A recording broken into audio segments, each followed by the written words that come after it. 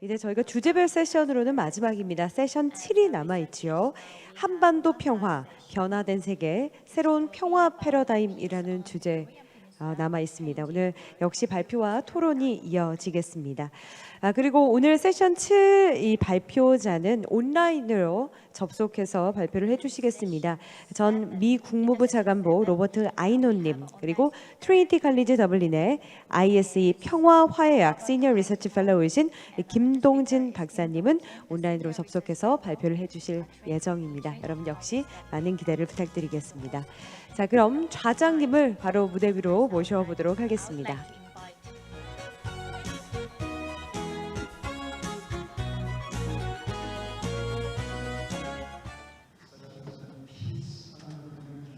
한반도 평화, 변화된 세계, 새로운 평화 패러다임이라는 주제로 제7세션이 진행되겠습니다. 세션 4에서 저와 UN 조현 대사님과 함께 또 무대에 올랐었는데요. 지금 7세션에서도 제가 좌장을 맡게 됐습니다. 전 통일부 장관님이셨던 정세현 장관님께서 좌장을 하시기로 하셨는데요. 지금 급한 일이 생기셨다고 합니다. 아인혼 담당 차관보님과 김동진 연구원님께서는 온라인으로 접속을 해주시겠습니다. 조현 대사님, 저와 함께 무대에 와주셔서 대단히 감사합니다. 제가 조 대사님께 좀 도와달라고 했어요. 특히 Q&A에 있어서 다루어야 하는 사항들이 있으면 또 조 대사님의 도움을 받고 싶었습니다. 이번 세션은 특히 한반도에 관련된 것이고 지금 단순한 전쟁의 위기가 아니라 핵전쟁의 위기가 있는 곳이 한반도 평화입니다. 제4세션에서 신냉전과 관련된 얘기를 했고 이번 세션에서는 한반도 평화를 다루게 되는데 지금 변화된 세계 또 새로운 부분에 대해서 말씀을 드리게 되었습니다. 북한의 미사일 능력 그리고 고형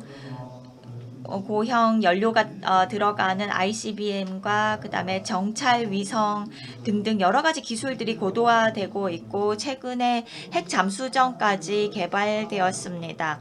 핵 기술까지는 아니다 하더라도 또 핵무기가 장착되었다고 북한이 얘기를 주장을 하고 있습니다.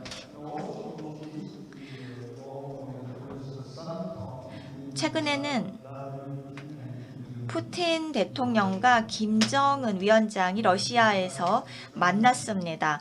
이 두 나라가 협력을 군사적으로 그리고 우주 탐사 분야에서 협력하기로 했다라고 합니다. 이는 역시 우리에게 우려를 안겨주고 있습니다. 또한 미국과 한국은 대북 합동 전략을 구사하기로 했습니다. 발표된 바에 따르면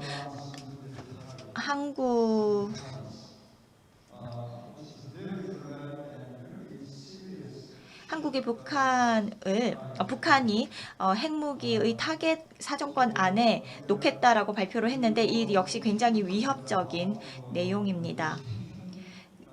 그래서 이제 한반도에서의 긴장을 어떻게 낮출 것인가, 새로운 평화 체제를 이 변화된 세계, 특히 한반도에 어떻게 적용할 것인가는 정말 중요한 문제가 되었습니다.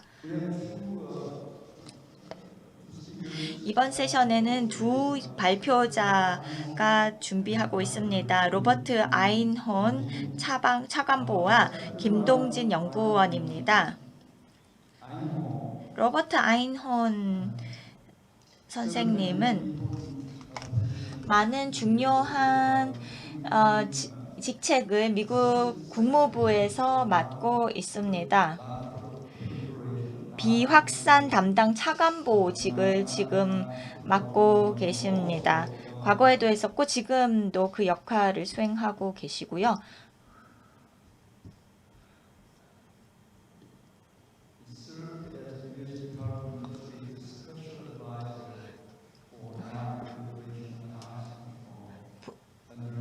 비핵화와 비핵산 담당 그리고 군축 담당 특보를 지냈습니다.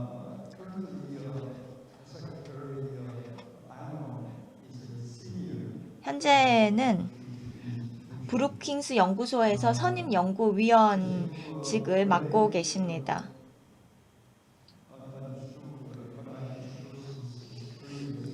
이미 아시겠지만 비핵상과 군축의 전문가이십니다. 관련된 이슈들을 많이 다루었습니다. 동북아를 중심으로 해서 여러 문제를 다루었고 핵무기, 핵 프로그램, 핵정책 같은 분야를 전문으로 하고 계십니다. 그리고 많은 책과 많은 글을 기고하기도 했습니다. 로버트 아인혼 국무부 비확산 담당 차관보님을 환영해 주시기 바랍니다. 워싱턴 DC에서 접속을 하실 거고요. 김동진 선생님께서는 더블린에서 접속을 하실 겁니다.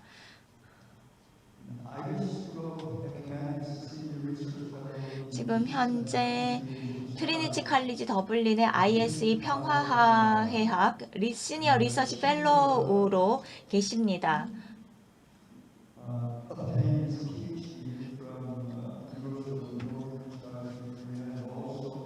박사학위를 취득을 하셨고 시드니 대학과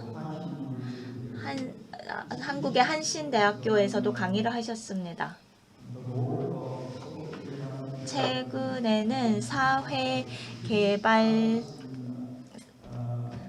평화 프로세스 비교 연구를 했고 한반도와 아일랜드를 비롯한 여러 지역의 평화를 비교하고 또 교류 활성화에 관련된 연구를 하고 계십니다. 김동진 박사님도 줌으로 접속을 하실 텐데요. 발표를 하실 때 크게 환영해 주시기 바랍니다.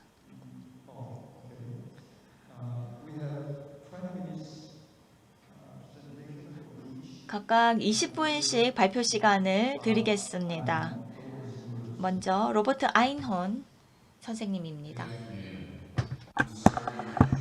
안녕하십니까. 이렇게 대면으로 만나뵐 수 없게 돼서 안타깝게 생각을 하고 그리고 이렇게 이 자리에서 발표를 할 수 있게 되어서 무척 영광으로 생각합니다. 이번 김대중 평화회의에서는 역설적인 조언을 되짚어보는 것이 도움이 될 것 같습니다. 4세기 로마 장군의 조언인데요. 평화를 원하면 전쟁에 대비하라 라는 조언입니다. 이 로마 시대의 격언은 공격적인 적이 있을 때 군사력을 증강을 하고 적에게 공격을 가하면 응분의 대가를 치르게 될 것임을 알려주어서 공격을 감행하지 못하도록 하라는 의미로 받아들여집니다. 전쟁에 대비해서 평화를 이룬다는 생각은 수세기 동안 안보 전략의 중요한 토대가 되어 왔습니다. 오늘날 우리는 이것을 억지력이라고 부릅니다. 물론 모든 국가가 평화를 위해 전쟁에 대비하는 것은 아닙니다. 일부 국가들은 정말 전쟁을 위해 전쟁에 대비하기도 합니다.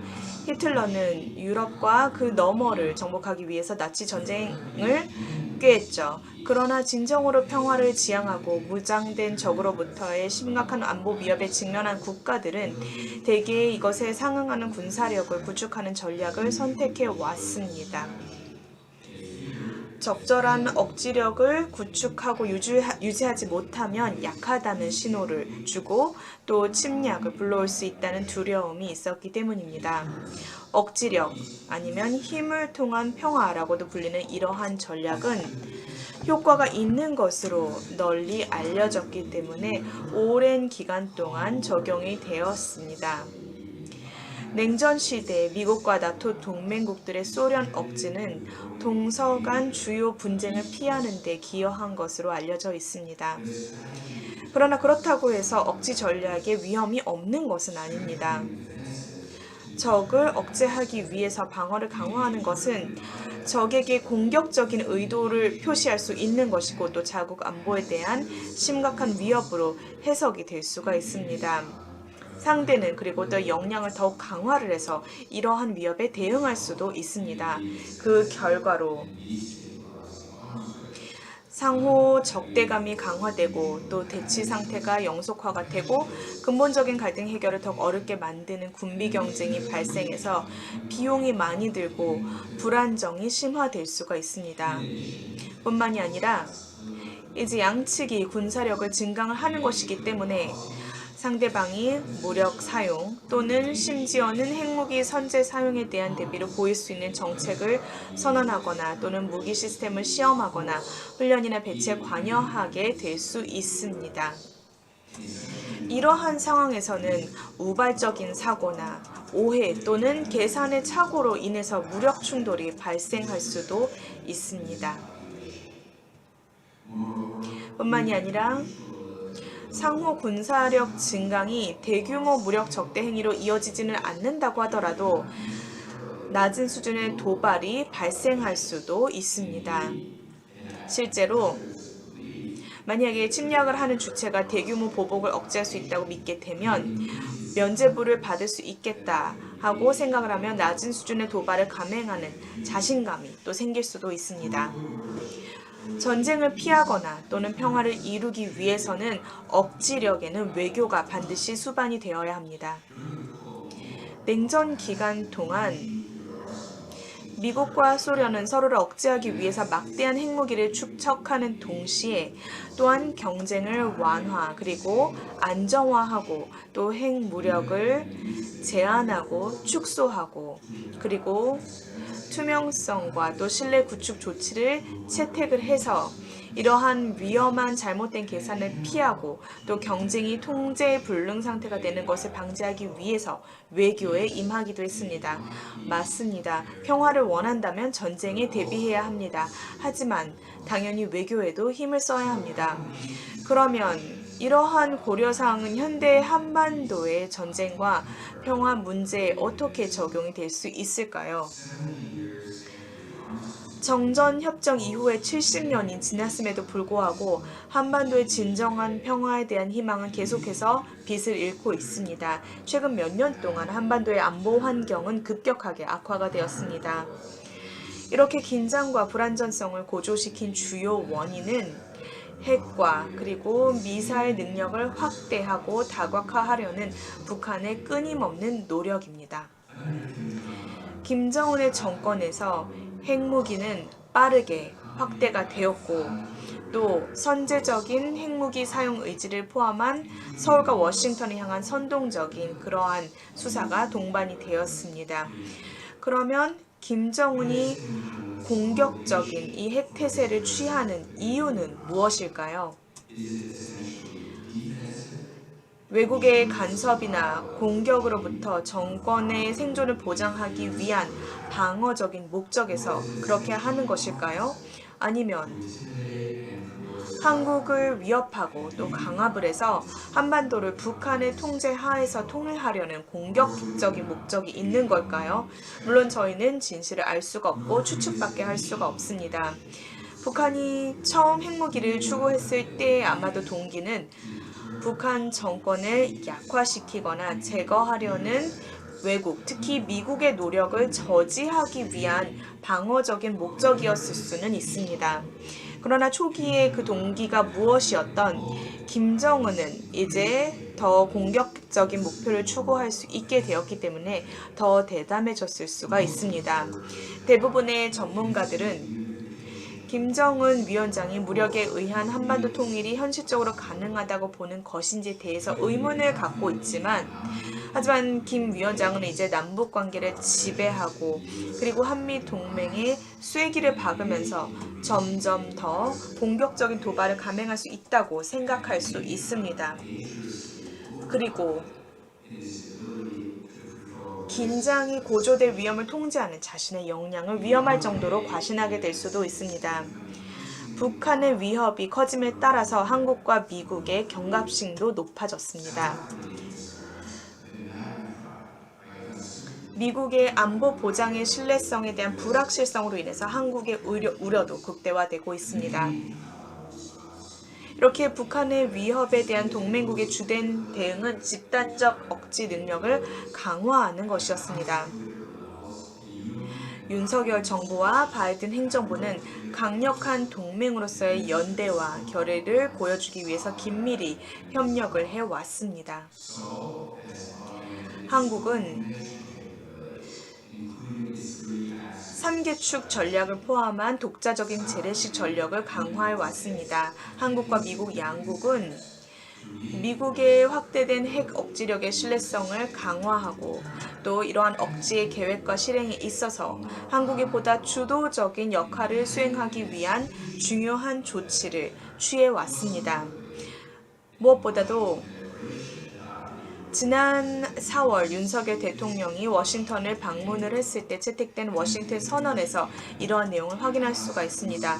그리고 최근에 캠프 데이빗 회담에서 합의한 바와 같이 일본 그리고 한미 동맹은 전례 없는 방식으로 3국 간 국방 협력을 강화해 하기로 했습니다. 동맹국들은 억지력을 우선시하면서도 외교적 참여를 지향을 하고 있으며 북한과 대화를 시작하기 위해서 여러 차례 접촉을 시도했습니다. 그러나 북한은 이러한 모든 이니셔티브들을 거부하고 있습니다. 이렇게 외교가 부재하고 있는 이런 현재 상황은 더욱 위험해지고 있습니다. 북한은 위협적인 능력을 계속해서 확대하고 있습니다. 동맹국들은 계속해서 대규모 연합 방어 훈련과 그리고 또 미국 탄도미사일 잠수함 및 입항을 포함한 미국 전략 자산의 고위급 방문을 통해서 억지력을 계속 강화하고 있습니다.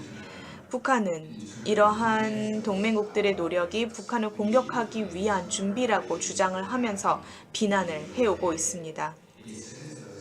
북한은 이로 인해서 자국의 핵 프로그램을 가속화하고 심지어는 선제적인 핵 원칙이 정당화된다고 주장하고 있습니다. 그렇다면 어떻게 이러한 악순환을 끊을 수가 있을까요? 저는 지금이야말로 외교를 새롭게 추진해야 된다고 생각을 합니다. 그러나 대화를 진행하기 위해서는 조금 다른 접근 방식이 필요할 수가 있겠습니다. 김정은 위원장이 지금까지 대화를 거부한 이유 중에 하나는 핵 그리고 미사일 역량을 개발하고 시험하려는 이러한 야심찬 5개년 계획을 완수하는 데 방해가 될 수 있는 그러한 대화를 피하고 싶었기 때문이라고 생각을 합니다. 하지만 미국과 한국이 모든 협상의 초점이 되어야 한다고 주장한 북한의 완전한 비핵화가 이유일 수도 있습니다. 김정은은 자신의 정권 존립의 필수적인 요소를 없앨 의사가 없음을 분명히 해왔습니다. 김 위원장은 북한의 핵무기 보유는 되돌릴 수도 그리고 협상할 수도 없는 것이라고 반복해서 말해왔습니다.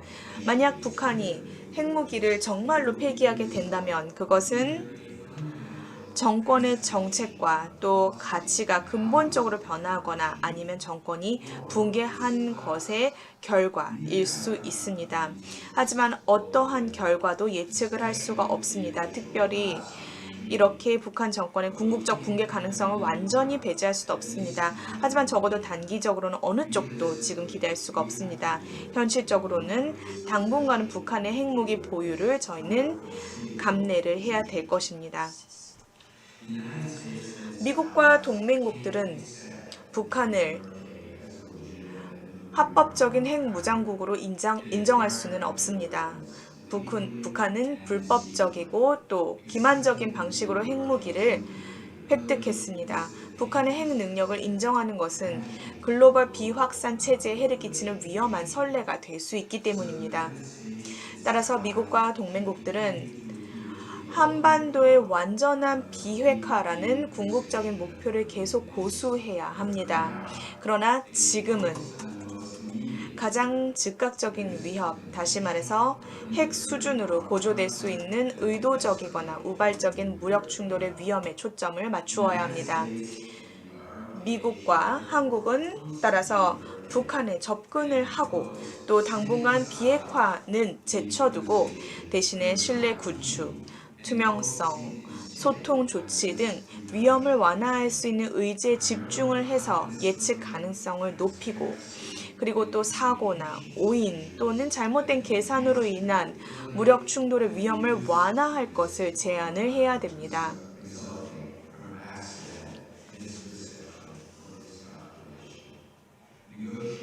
이러한 협상은 양자적인 협상일 수도 있고 3자 협상 또는 6자 회담과 같은 다자적인 지역 회담 형식으로 진행을 할 수가 있습니다. 6자 회담 형식처럼 할 수도 있겠습니다. 이러한 회담에 참여하는 참가국들은 김 위원장이 2018년 싱가포르 공동 성명에서 지지한 한반도의 완전한 비핵화 목표를 재확인해야 할 수도 있지만 이러한 목표 달성을 가능하게 하는 조건에 대해서는 계속해서 이견이 있을 것으로 예상이 됩니다. 이러한 회담에서 다음과 같은 위험 완화 조치를 고려할 수가 있습니다. 예를 들어서 여러 종류의 미사일 시험의 사전 신고, 아니면 합의된 특정 기준을 충족하는 육상, 해상, 공중 군사 훈련의 사전 신고, 아니면 특정 지역에서의 군사 활동을 피하는 것, 예를 들어서 비행 금지 구역이나 아니면 해상 완충 구역에서의 군사 활동을 피하는 것입니다. 그리고 일상적이며 위기 커뮤니케이션 채널을 구축하는 것, 그리고 또한 남북 간 포괄적 군사 합의에는 포함이 되었으나 진행이 지지부진했던 여러 신뢰 구축 조치를 재개하는 것, 그리고 도발적인 사이버 활동을 방지하기 위한 분쟁 예방, 방지 규정의 채택, 그리고 또 선동적인 수사의 완화이죠. 예를 들어서 핵무기를 선제적으로 사용하거나 적 지도부에 대한 참수 공격을 가하겠다는 그런 위협을 포함하는 그러한 수사를 완화해야 되겠습니다. 그리고 민간 관료 그리고 군 당국자들이 정기적으로 만나서 상대국의 군사활동에 대한 우려를 제기를 하고 또 이를 해결하기 위한 조치를 모색하는 위험 완화 대화의 마련이 필요하겠습니다. 그러나 이러한 조치로는 한반도의 평화를 가져오지는 못합니다. 그렇다고 해서 비핵화를 향한 진전이 보장되는 것도 아닙니다. 그리고 위험 완화 조치로 억지력을 강화하고 또 연합군사 대비태세를 유지하기 위한 미국과 한국의 노력의 필요성이 사라지는 것도 아닙니다. 하지만 이러한 노선에 따른 위험 완화 조치와 그리고 또 억지력 강화를 위한 동맹의 이러한 단호한 노력은 한반도의 이러한 하향세를 멈춘다든지 역전시키는데도 도움이 될 수가 있고, 그리고 이러한 조치를 통해서 개방형 군비 경쟁을 추구하려는 양측의 동기를 약화시킬 수도 있습니다. 뿐만이 아니라 오늘날 한반도에서 가장 심각한 위협인 우발적인 무력 충돌이 핵전쟁으로 확대될 수 있는 위험을 완화하는 데 도움이 될 수도 있습니다. 그리고 만약에 이러한 합의들이 충실히 이행이 된다면 긴장이 완화될 수 있고 건설적인 이러한 참여가 될 수가 있으며 또 북한 핵 위협을 줄이기 위한 실질적인 조치를 위한 길이 열릴 수가 있고 최소한 핵무기가 없는 평화로운 한반도에 대한 희망을 가질 수가 있을 것입니다. 그래서 아까 말씀드린 평화를 원한다면 전쟁에 대비하라 라는 이 오래된 조언에는 사실 많은 진실이 담겨 있습니다. 억지력은 평화를 달성하거나 또는 최소한 전쟁을 피하기 위한 필수적인 조건일 수가 있습니다. 하지만 이것은 진실의 일부일 뿐입니다. 억지력이 필요할 수는 있지만 그것만으로는 충분하지가 않습니다. 외교가 반드시 수반되어야 합니다. 그리고 한반도에서 현실적으로 달성 가능하고 매우 중요한 목표를 가진 외교에 대한 필요성이 점점 더 절실히 요구되고 있습니다. 감사합니다.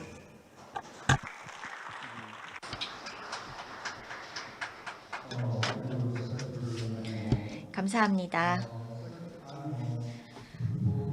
아이논 선생님께서는 우리 측에서 외교적으로 노력을 새로이 해야 한다라고 말씀하셨습니다. 한국 상황을 감안하면 그런 이 활동을 해야 된다라고 말씀을 해주셨고요. 감사합니다. 김동진 박사님께서 접속해 계신가요?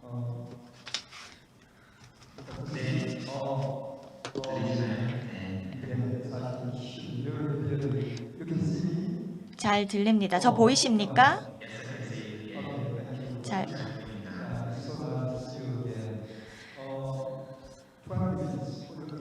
20분을 드리겠습니다. 발표 부탁드립니다.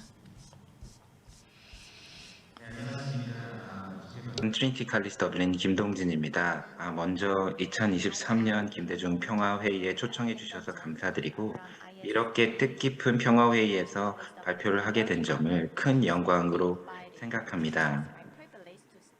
그래서 한반도뿐만이 아니라 지속적인 분쟁의 영향하에 있는 대부분의 사회들은 소위 프론티어라고 불리는 최전선 의식을 공유하는 경우가 많습니다. 다시 말해서 각 갈등 집단들은 단순히 서로 갈등하는 것이 아니라 자신들이 속한 더 큰 진영이 벌이는 거대한 전쟁의 최전선에 서 있다라는 의식을 가지게 되는 것인데요.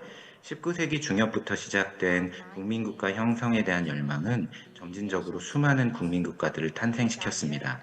하지만 상대의 분열을 통해서 정복한다. 디바이드 앤 컨커라고 하죠. 이런 표현에서처럼 지역 주민들의 분열에 기초한 제국주의 국가들의 지배 정책의 여파는 식민 경험 지역에서의 국민국가 탄생에 있어서 서로 다른 이념, 종교 또는 민족 정체성을 가진 집단 사이에 심각한 갈등과 폭력 사태를 유발시켰습니다. 이들 집단 간 서로 양립할 수 없는 국민국가상은 지역 주민들의 최전선 의식을 고취시켰고 또 이러한 최전선 의식은 갈등 집단 간의 적대적 경쟁 관계를 고착시켜 왔습니다. 이렇게 갈등 집단 사이에 양립할 수 없는 정치적인 목표의 격차가 너무나 크기 때문에 예를 들면 한반도 통일과 같은 국민국가 달성 목표에 집착하기보다는 일단은 경제나 안보 분야에서 공동의 이익을 찾아서 합의에 이르도록 하는 합리적 평화 조성 방식이 많이 발전이 되었고 이는 한반도를 비롯한 많은 분쟁 지역에서 다양한 평화 프로세스를 시작하는 중요한 계기가 되었습니다. 하지만 최전선 의식이 만연한 사회에서 어렵게 달성한 이런 합의의 합리성은 다양한 갈등 집단의 정체성이 정치에 취약한 모습을 보였고 내부의 지지를 확보하기 위한 정체성의 정치는 상대에 대한 안보 딜레마를 고조시켰습니다. 평화 프로세스에 참여하는 집단들은 내부 지지층 확보를 위해 점점 강경한 입장을 가지게 되고 이는 합의 대상인 상대 갈등 집단과의 불신을 고조시켜서 결국 합의를 무너뜨리게 되는 원인이 되기도 합니다. 따라서 1992년 유엔은 단순히 고위층에서의 합의를 넘어서서 이러한 합의가 깨지지 않도록 하는 새로운 사회 구조의 구축이 필요하다는 차원에서 평화 구축이라는 단어를 사용하기 시작했습니다. 평화학자 레더라크는 아무리 평화협정이 맺어진다고 하더라도 지역의 주민이 진정으로 평화 프로세스에 참여하지 않는다면 평화협정 서명은 종이에 불과하다고 지적합니다. 불과 몇 년 전까지만 하더라도 남북 정상회담 및 북미 정상회담 등으로 한반도 평화 프로세스에 대한 국내의 기대가 높아졌지만 2019년 북미 회담 결렬 이후 현 시점에 이르기까지 남북 관계 경색이 장기화되고 있습니다. 이렇게 지속 가능한 평화 구축은 고위급 협상을 넘어서 다양한 국민 주체가 참여하는 동시다발적인 활동을 필요로 하는데요. 남북 간 다양한 합의가 이루어진다고 하더라도 이러한 합의들이 국민의 실제 삶과 거리가 있는 경우 합의의 지속 가능성을 담보할 수 없는 것이죠. 정부의 역할이 평화 체제를 위한 국가 안보 및 평화 협력 제도 구축에 집중된다면 지역의 시민사회는 국가 차원의 평화 프로세스가 보다 국민의 삶을 반영할 수 있도록 옹호 활동을 하며 국민이 평화 체제를 살아갈 수 있는 민주적 평화 역량을 키우는 역할을 담당하기 때문입니다. 물론 이는 쉬운 일은 아닙니다. 적군과 아군의 구분이 분명한 최전선 의식이 만연한 사회에서 서로 간의 새로운 관계를 상상하고 서로 더불어 살아가는 사회를 구축하는 일 가운데는 때로 자기 자신이 속한 집단에서 배신자로 낙인 찍히는 경험을 하게 될 수도 있습니다. 이 그림들에서 보면 최전선 의식이 존재하는 분쟁 사회에서 다양한 생각과 의견을 존중하는 자유롭고 민주적인 사회를 만드는 것이 얼마나 어려운 일인가라는 것이 여실하게 드러납니다. 사람들은 자신과 생각이 다른 사람들을 적으로 규정하고 희생양으로 만들어 버립니다. 희생양 만들기를 통해서 내부 단합을 강화하는 것이죠. 그래서 희생양이 되기 두려운 사람들은 자유로운 생각보다는 어떤 강력한 지도자 아래 단결과 맹목적인 충성을 더욱 강조하게 됩니다. 따라서 이러한 사회의 주요 가치는 자유롭고 민주적인 가치보다는 분쟁 대상과 자기 집단 내부에서 발생하는 어떤 공포에 기반을 둔 경우가 많습니다. 이러한 현상을 설명하는 학문적인 개념으로 존재론적 안보라는 개념을 들 수 있는데요. 존재론적 안보 연구자들에 의하면 집단의 정체성은 상대 집단과의 관계를 통해서 형성되고 유지됩니다. 따라서 존재론적 안보는 유의미한 상대 집단, 특히 적대적인 경쟁 관계에 있는 집단과의 관계의 일상화를 통해서 성취될 수 있습니다. 다시 말해서 상대가 있어야 자기가 누구인지를 알 수 있게 된다는 의미입니다. 이러한 존재론적 안보의 입장에서 스스로의 안보에 대한 가장 큰 위협은 상대와의 관계 속에서 일상화돼 버린 물리적인 안보 위협이 아니라 이러한 일상화가 달라질 수 있다는, 그리고 그거에서 벗어나는 어떤 변화에 대한 위협일 수 있습니다. 이는 역설적으로 말해서 갈등 집단들이 평화를 선택하는 것보다 물리적인 안보 위협을 감수하면서도 적대적인 관계를 유지하는 원인이 됩니다. 평화 프로세스로 인해서 변화되는 상대 집단과의 관계는 단순한 어떤 집단과 집단 사이의 관계 변화를 넘어서 자기의 정체성을 변화시키는 존재론적인 위협이 되기 때문입니다. 따라서 존재론적 안보 연구자들은 분쟁 지역에서 적대적 관계의 일상화 속 갈등 집단들이 형성해 놓은 이런 정체성의 문제를 고려하지 않고 물리적인 안보 문제에만 집중하는 평화 프로세스는 실패할 수밖에 없다라고 주장합니다. 그동안 한반도 평화 프로세스에서 정치권, 시민사회 등 각계에서 통일운동, 인권운동, 인도적 지원, 사회문화 교류 협력, 평화운동 등 다양한 활동을 전개해 왔습니다. 하지만 평화 프로세스가 답보를 면치 못하면서 어찌 보면 다른 지역의 평화 프로세스와 지역 활동에 대한 트랜스로컬 평화 구축 교류에 대한 관심도 높아지고 있는 것 같습니다. 그중에서도 북아일랜드 평화 프로세스는 분쟁의 근본 원인에서 분명한 차이점이 있음에도 불구하고 식민 경험, 분단, 전쟁 등 서로 공유하는 역사적인 특징으로 인해서 특별히 많은 관심을 받고 있는데요. 이러한 트랜스로컬 평화 구축 교류 활동은 서구권의 국가들이 역사적으로 유럽 국가 간의 전쟁 또는 1, 2차 세계대전을 극복한 자신들의 역사적인 무대를 다른 지역의 이식 또는 전수하는 방식이 아니라 현재 유사한 어려움을 갖고 있는 분쟁 지역들이 상호 경험을 나눔으로써 서로가 필요한 정책적인 상상력을 도모하고 새로운 가능성을 모색하는 지역 주도의 활동이라고 볼 수 있을 것 같습니다. 따라서 일반적으로 국제개발협력 및 평화구축 활동에서 등장하는 역량 강화 개념과 조금 다르게 외부의 지원을 통해서 수혜를 받는 방식의 직선형 역량 강화가 아니라 서로 역량 강화의 필요성을 가진 지역, 로컬의 피스 프로세스가 상호 역량을 강화시키는 원형 과정이라고 볼 수 있습니다. 이러한 원형 과정의 상호 역량 강화는 지식 공유라는 특징에서 봤을 때 기존의 역량 강화 개념과 유사하지만 외부에서 형성된 기존 지식이나 역량에 대한 주인 의식을 확보하는 차원을 넘어서서 지식 생산 과정에서 그리고 역량 강화 과정에서 그 모든 그 과정에서의 주체가 참가자 모두가 된다는 점에서 차이점을 가지고 있습니다. 그리고 이러한 과정에 참여한 참여자들 간의 상호 공감을 통해서 함께 그리고 서로를 위해 그리고 자신을 위해 협력하는 연대 효과가 나타난다는 특징이 있습니다. 그동안 한반도 평화 및 통일 문제와 관련해서 주요 비교의 대상은 독일 통일 과정이었습니다.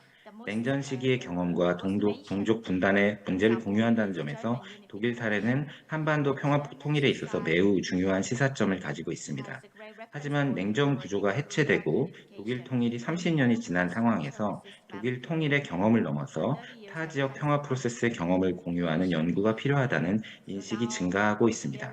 특히 동시대의 타 지역 평화 프로세스의 경험을 공유하는 연구는 정부의 공식 평화 협상 과정뿐만이 아니라 이러한 과정이 국민의 삶과 실제 어떤 관계가 있는지를 살펴봄에 있어서 한국 사회 평화 역량 강화에 유효한 상상력을 제공해 줄 수 있을 것으로 기대가 됩니다. 우선 아일랜드 평화 프로세스는 앞서 말씀드린 것처럼 식민 경험, 분단, 전쟁 등의 유사 경험으로 인해서 비교의 대상으로 흥미로운 부분들이 있습니다. 이러한 역사적 경험의 유사성은 한국인이 동양의 아일랜드인이다라는 표현을 등장시키기도 했습니다. 아일랜드 평화 프로세스는 1998년 성금요일 혹은 벨파스트 협정이라고 불리는 평화 협정을 체결했다는 점에서 그리고 그 평화 협정 체결 과정 및 내용 면에서 여러 다른 분쟁 지역에 관심을 불러일으켜 왔습니다. 하지만 평화 협정 체결에도 불구하고 평화 프로세스는 여전히 현재 진행형이다라는 측면에서 일방적인 지식 공유가 아니라 여러 다양한 상상력을 제공해 주는 것 같습니다. 물론 아일랜드와 한반도 평화 프로세스는 분명 매우 큰 차이점을 가지고 있습니다. 일단 한반도 평화 프로세스는 민족 정체성을 공유하는 갈등 집단이 서로 다른 사회, 정치, 경제적 이념으로 인해서 양립할 수 없는 국민국가 목표를 가지고 있는 반면 아일랜드는 서로 유사한 사회, 정치, 경제적 시스템을 공유하면서도 서로 다른 국민 정체성 및 종교 정체성에 기인한 양립할 수 없는 국민국가 목표를 가지고 있다는 차이가 있습니다. 분단 구조도 한반도는 남북의 분단 구조인 반면 아일랜드는 남북 분단 및 북아일랜드 내부 분단, 그리고 영국과 아일랜드를 가르는 분단선이 있는 것으로 보입니다. 마지막으로 지정학적 차원에서도 한반도는 냉전 구조 및 주변 열강의 영향 하에 있는 반면 아일랜드는 유럽연합, 미국과 같은 우호적인 지정학적 환경을 가지고 있었습니다. 하지만 한반도와 아일랜드 모두 서로 양립할 수 없는 국민 국가 상으로 인해서 전쟁 및 폭력의 아픔을 겪었고 이를 극복하기 위해서는 평화 프로세스가 필요하다는 점에서 유사성을 가지고 있습니다. 조금 더 단순하게 표현한다면 어떤 국기를 원하는가 혹은 어떤 국기를 절대로 포기할 수 없는가에 따라서 갈등이 지속되어 왔고 이러한 갈등 집단 간의 평화 프로세스가 진행되어 온 것입니다. 또 하나 흥미로운 사실은 평화 프로세스 과정에서 나온 유의미한 합의가 한반도와 아일랜드에서 유사한 시기에 있었다는 점입니다. 한반도에서 7.4 남북 공동성명이 있었고 아일랜드에서는 써닝데일 합의가 있었습니다.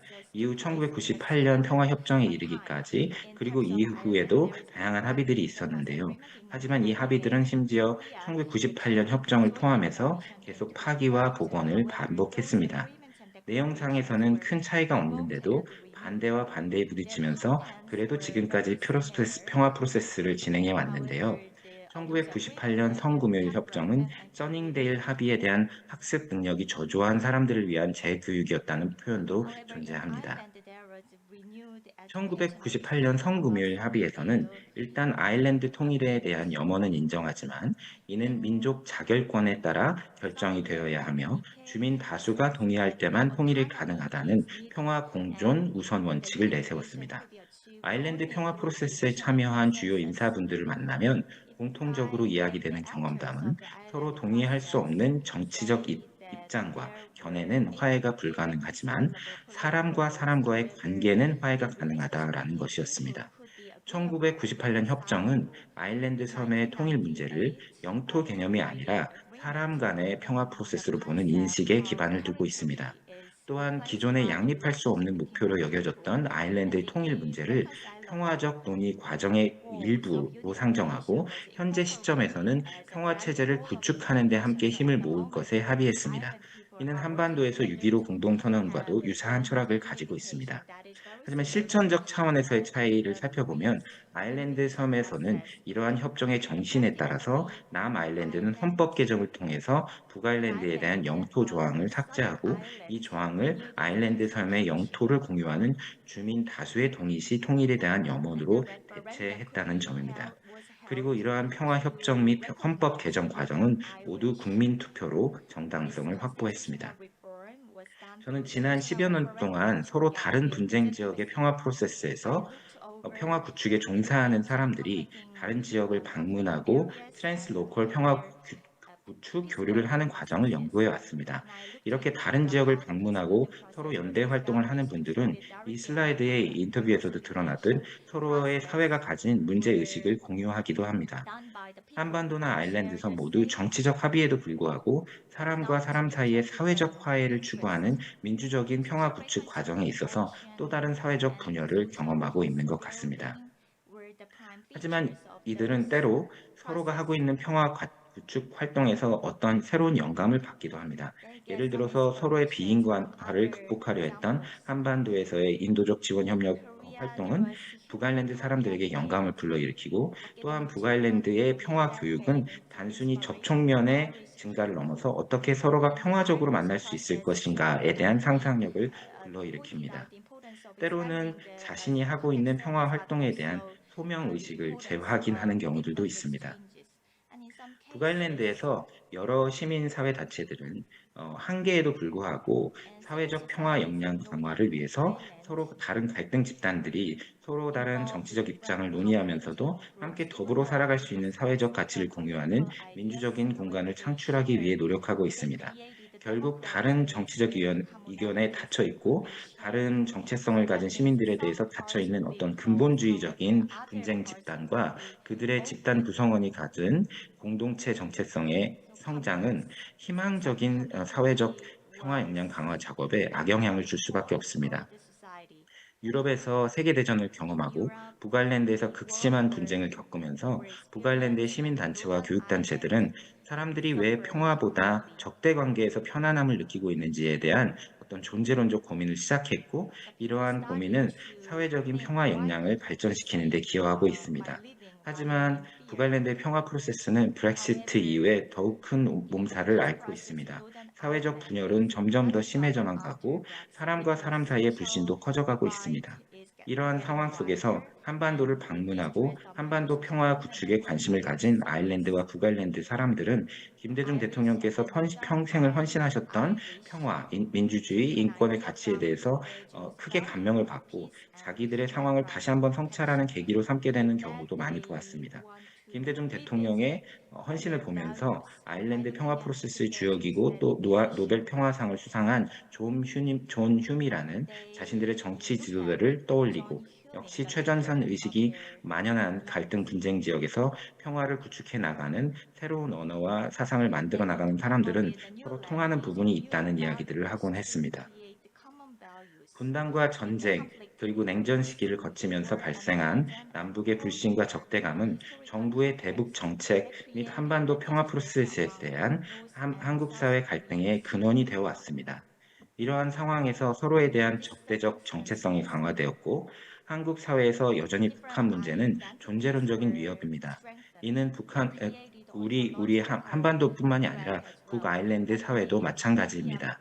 북아일랜드 평화 모니터링 보고서에 따르면 평화 협정에도 불구하고 사회의 양극화 현상은 여전하고 갈등 집단의 주거 지역을 가르는 소위 평화 장벽은 오히려 더욱 높아졌다고 말합니다.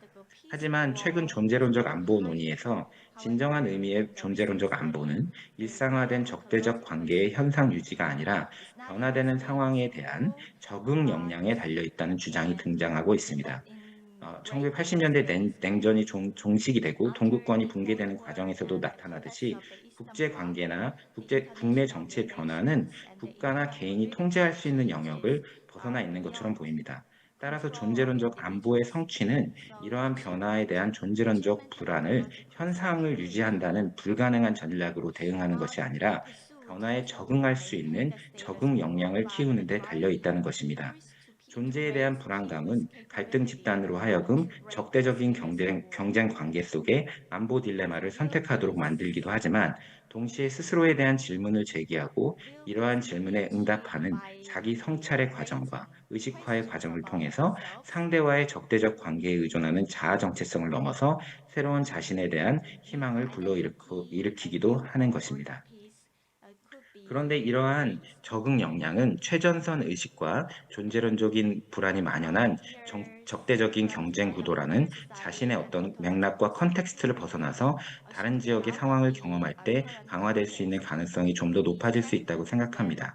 평화 구축에서 로컬, 즉 지역 사회의 역할은 아무리 강조해도 지나치지 않지만 로컬 내부에서 새로운 변화를 만들어내고 유지하는 것은 때로는 엄청난 희생을 감내해야 하는 일입니다. 어쩌면 세계화가 된 지구에서 로컬만의 힘으로 평화를 이룬다는 것은 불가능한 일로도 보입니다. 다시 말해서 로컬이 주도하는 평화가 중요하지만 이러한 로컬들은 다른 로컬과의 교류와 연대를 통해서 자신들의 활동 역량을 강화하고 그 지속 가능성을 좀 더 확보할 수 있을 것으로 기대됩니다. 다른 평화 프로세스를 경험하고 방문한 사람들은 가덕도 혼수를 둘 때 좀 더 좋은 수가 보인다는 말처럼 다른 지역의 평화 노력을 살펴볼 때 좀 더 새로운 가능성 그리고 상상력이 가능할 것 같다는 말을 합니다. 뿐만 아니라 자신의 존재론적 안보와 직결되지 않은 좀 더 안전한 환경 속에서 자기 성찰을 할 수 있는 기회가 생긴다는 이야기도 들었습니다. 그래서 저는 아일랜드 섬에서는 한반도 평화 이야기를 많이 하고 한반도의 맥락에서는 오히려 아일랜드 섬 이야기를 많이 하는 편입니다. 한반도와 아일랜드 섬 같은 분쟁 지역 시민의 트랜스로컬 평화 구축 교류 활동은 평화 프로세스에 대한 존재론적인 불안을 넘어서서 물리적인 안보뿐만이 아니라 존재론적 안보에 대한 새로운 희망을 가져다 줄 수 있다고도 생각합니다. 이는 로컬, 지역사회 주도의 사회적 평화 영역 강화 활동으로 발전돼 나갈 수도 있고, 이러한 교류 활동이 더욱 다양한 지역의 교류 연대 활동으로 이어져 나간다면 기존 시기의 식민 지배 영향 및 국민국가 탄생 과정에서 겪게 된 정치적 정체성의 분열을 넘어 기후변화 등 전 지구적 위기로 몸살을 앓고 있는 지구상에서 서로가 자신의 굴레에서 자유롭고 함께 평화롭게 만나서 이러한 위기를 함께 해결해 나가는 패러다임의 전환이 가능하지 않을까 생각합니다. 지금까지 경청해 주셔서 감사합니다. 먼저 연사자분들께 질문이 있습니다. 먼저 아인혼 박사님께 질문이 있습니다. 물론 이런 한국에서의 그런 미군 주둔과 관련된 부분에 대해서 질문을 드리고 싶은데요. 일단 한국 그리고 미국의 회담, 고위급 회담이 또 북한하고 이런 고위급 회담 관련해서 북한은 미군의 주둔, 한반도 특히 남한에서의 미군이 주도하는 부분에 대해서 공식적은 아니지만 어쨌든 실용적인 차원에서는 인정을 하고 있습니다.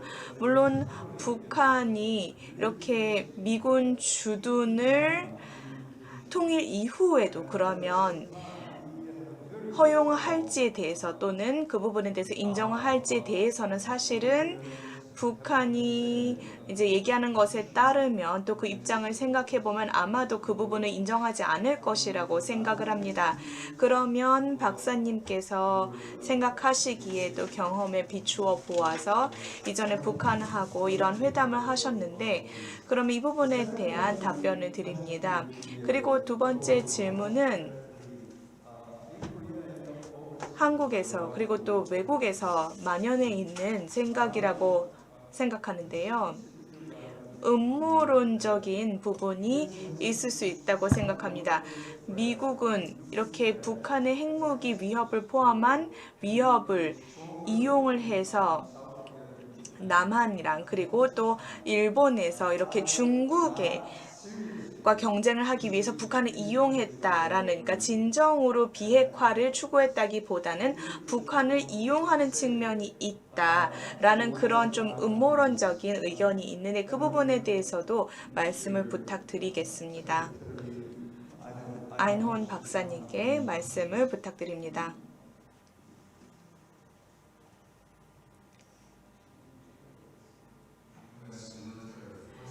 먼저 북한이 미북 수교 또는 통일과 관련해서 한반도 내 미국 주둔을 받아들일 수 있느냐는 질문에 대해서 말씀을 드리겠습니다. 물론 공개적으로 북한은 일관적으로 남한에서 미군 철수를 요구해 왔습니다. 하지만 사적으로는 항상 그런 요구를 고집하지는 않았다는 데는 동일합니다. 저는 2000년 10월 매들린 올브라이트 장관님과 함께 평양을 방문했습니다. 당시에 올브라이트 장관이 김정일 위원장에게 통일 후에도 미군이 한반도에 주둔할 수 있느냐라고 물었을 때 저는 그 자리에 배석하고 있었습니다. 김 위원장이 대답하기를 역사적으로 한국의 이웃 국가들이 한국에 대해서 공격적으로 행동을 해왔다라고 대답을 했습니다. 그래서 한국 영토를 차지하려고 하지 않는 강력한 우방이 멀리 떨어져 있는 것이 한국의 이익에 도움이 될 것이라고 위원장은 말했습니다. 그 김 위원장은 그 강력한 우방이 누구라고 밝히지는 않았지만 그 우방의 정체는 명확하다고 생각합니다. 김 위원장은 이 장관의 질문에 직접적인 대답을 한 것은 아닙니다. 그렇다고 해서 미북 수교의 대가로 미군이 남한에 주둔할 수 있다는 명시적인 합의는 없었습니다. 그렇지만 올브라이트 장관 대표단은 적어도 김정일 정권에서는 통일과 또 미군 주둔은 양립할 수 없는 것이 아니라는 인상을 받았었습니다. 그렇다면 김정일 위원장의 아들은 어떨까요? 특별히 하노이 정상회담의 실패 이후에 이 김정은 체제에서 미국에 대한 호전성과 그리고 반대하는 입장은 북한 정권의 근본적인 입장이었습니다. 김정은 위원장이 미군 주둔에 대한 아버지의 비교적인 온건한 태도를 공유한다고 가정을 할 수는 없습니다. 사실은 그렇지 않다고 가정하는 것이 맞겠습니다. 그리고 또한 미국이 정말로 북핵 문제 해결을 원하는 건지 아니면 북핵 문제를 해결하지 않은 채로 두고 동북아에서 미국의 패권을 유지하려는 노력을 정당하기 위해서 북한 핵 프로그램을 이용하려는 것인지에 대한 질문에 대해서도 답변을 드리겠습니다. 먼저 저는 미국이 진정으로 북핵 문제를 해결하고 그리고 한반도의 비핵화를 달성하기를 원한다는 것은 의심하지 않습니다. 북한의 이러한 핵 능력 강화는 미국, 동맹국들과 특별히 미국이 엄중히 방어해야 할 의무가 있는 미국의 동맹국들과 미국 자체에 심각한 위협이 되고 있습니다. 저는 미국이 동북아에 대한 군사적인 주둔과 또 외교적인 개입을 정당하기 위해서 북핵 문제를 해결하지 않고 계속 방치할 것이라는 생각은 근거가 없다고 생각을 합니다. 미국은 계속해서 북한이 핵무기를 보유하지 않더라도 인도태평양에 계속 관여를 할 것입니다. 일부가 주장하는 것처럼 패권을 추구하기 때문이 아니라 이 지역의 동맹과 우방들이 또 원하기 때문에 계속 그러할 것입니다. 무엇보다 중국과 북한이 계속해서 이웃 국가들을 위협하고 현 상황을 뒤엎으려는 이 상황에서 한국과 일본, 인도, 호주, 필리핀, 베트남을 포함한 미국의 우방국들은 군사 주둔을 포함하여 미국의 강력한 존재가 안정에 중요한 역할을 할 수 있다고 믿고 있습니다. 그렇다면 미국의 진정한 의도는 무엇일까요? 제 생각에는 바로 자국과 동맹국을 방어하는 것입니다. 그리고 여기에는 북한의 핵 위협 제거를 계속 추구하는 것도 포함이 됩니다. 그 위협을 제거하는 데 있어서 가장 큰 장애물은 북한입니다. 북한은 대화조차 거부하고 있습니다. 북한은 자국의 핵 능력이 영구적이고 협상할 수 없다고 주장을 합니다. 북한은 핵 능력이 자국의 정권의 생존에 필수적이라고 믿고 있습니다. 현재 그리고 또 예측 가능한 이러한 상황을 고려했을 때 북한은 자신들의 보검이라고 부르는 핵을 미국과의 외교 관계나 아니면 평화 구축을 명분으로 한 종이 한 장과 바꾸지는 않을 것입니다. 한국과 미국 양국은 북한의 핵무기 증강에 대응할 수밖에 없습니다. 그리고 집단적 억제력을 강화하여 대응할 수밖에 없습니다. 하지만 앞서 말씀드린 것처럼 북한과의 외교도 반드시 병행해야 합니다. 당분간은 장기적인 목표인 완전한 비핵화라는 것은 뒤로 미루고 신뢰 구축, 투명성 그리고 소통 조치를 추구를 해야 됩니다. 그렇게 해야지만 오늘날 가장 시급한 위협인 우발적인 사고, 오해 또는 잘못된 계산으로 인해서 핵 전쟁으로 확대될 수 있는 무력 충돌 위험을 줄일 수가 있습니다. 그리고 마지막으로 다시 한번 이렇게 김대중 평화포럼에 참여하게 되어서 다시 한번 감사드립니다. 감사합니다. 장관님. 아마 한 2분, 3분 정도가 시간 여유가 있습니다. 하지만 5분 정도 더 하면 좋을 것 같습니다. 그래야 저희 김동진 박사님께도 답변을 드릴 수 있는 기회를 드리고 싶습니다. 트랜스로컬 상호적인 평화 구축 프로세스를 경계 사회에 적용하는 것 좋다라고 해주셨습니다. 북아일랜드와 한국을 얘기를 하셨는데요. 그리고 존재론적인 안보의 개념도 말씀해 주셨는데요. 우리가 실천할 수 있는 한두 개 정도의 아이디어가 있을까요? 2분 정도의 말씀 주시기 바랍니다. 사실상 그 존재론적인 어떤 위협을 느끼고 있는 여러 분쟁 사회에서 이렇게 서로 교류를 하는 경우에 다른 사회에 가게 되면 실제로 자기 사회에서 겪고 있는 어떤 존재론적 문제들이 그 사회 속에서 보이는 경험을 하게 됩니다. 평화 프로세스라는 것이 어떠한 정치권에서의 그 협상과 그런 어떤 그 협정을 넘어서서 일반 사람들이 이러한 협정 이후의 삶이 어떤 것인가, 그리고 그 삶 속에서 우리가 어떤 것들을 생각해 봐야 되고 어떤 부분들이 달라질 것인가 라는 것들을 생각해 보는 것은 쉬운 일이 아닌데요. 그렇기 때문에 아무리 우리가 협정을 맺는다고 하더라도 그 이후의 삶에 있어서 많은 국민들이 동의를 하지 않는다면, 혹은 자신들이 기대했던 것보다 오히려 평화협정 이후 혹은 평화 과정 속에서 벌어지는 것들이 뭔가 그 삶과는 별로 밀접한 관계가 없는 것 같다, 또는 그 삶에서의 어떤 만족성이 훨씬 높아지지 않는다고 하면 평화 프로세스의 지속 가능성이 어려워지는 것이죠. 그래서 그 다른 지역들을 서로 방문하고 교류하는, 특히 다음 세대의 어떤 청소년들과 청년들이 서로의 이러한 지역들을 교류하고 방문하면서 이러한 과정들 속에서 경험하게 되는 것들을 어떻게 보면 미리 경험해 볼 수도 있고, 어떻게 보면 그 지역들의 그 문제들을 속에서 자신들의 어떤 문제들을 다시 한번 생각해 볼 수 있는, 이런 일반 국민들이 어떻게 참여해 볼 수 있는 그런 지역 주도의 평화 프로세스의 가능성도 높아지는 것 같습니다. Thank you, Professor Kim. I'm so sorry that I could not give you more time. Thank you. 시간을 많이 못 드려서 죄송합니다.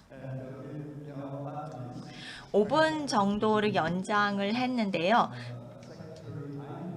아인혼 차관님께서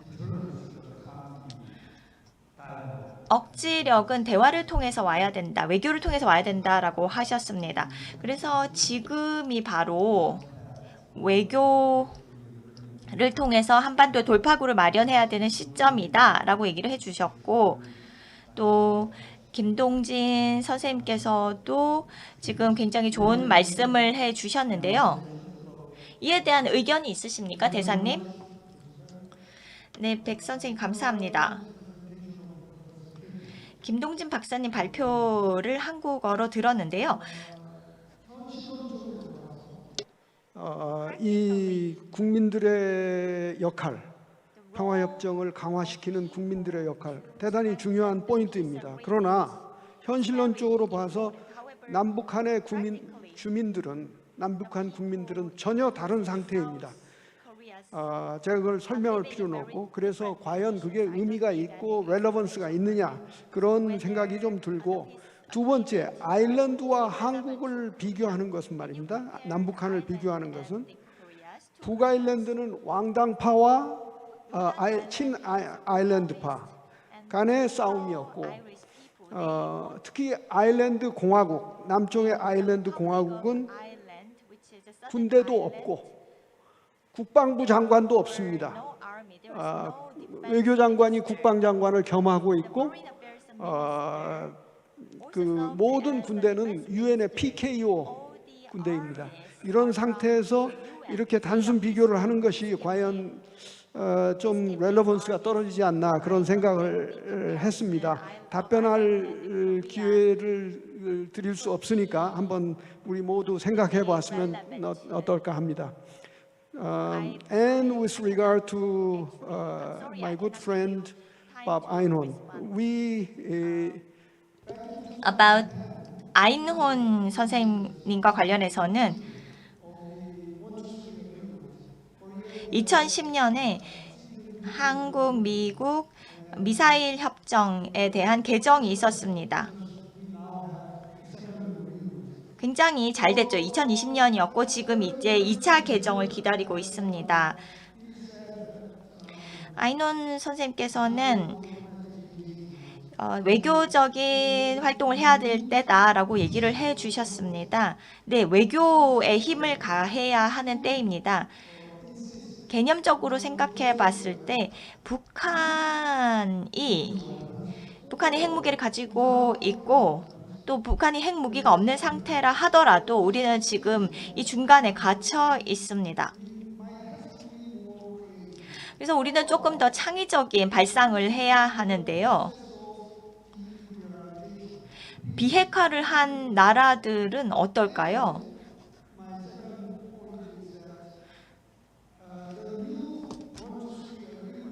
새로운 123 협약에 있어서 12년이 지났습니다. 그 상황에서 새로운 협상이 나와서 민간 핵협정과 관련된 것이 나올 수 있지 않을까요? 그래서 일본처럼 새로운 사이클을 한국도 시작할 수 있지 않을까요?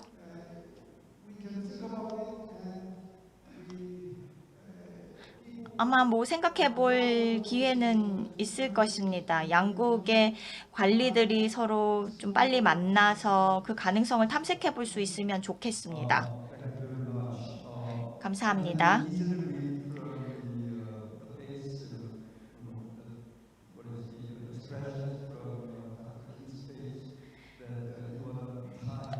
김 박사님 보니까 대응을 하고 싶은, 답변을 하고 싶은 표정이시기는 한데요. 대단히 죄송하게도 지금 시간이 없습니다. 조 대사님 같이 도와주셔서 감사합니다.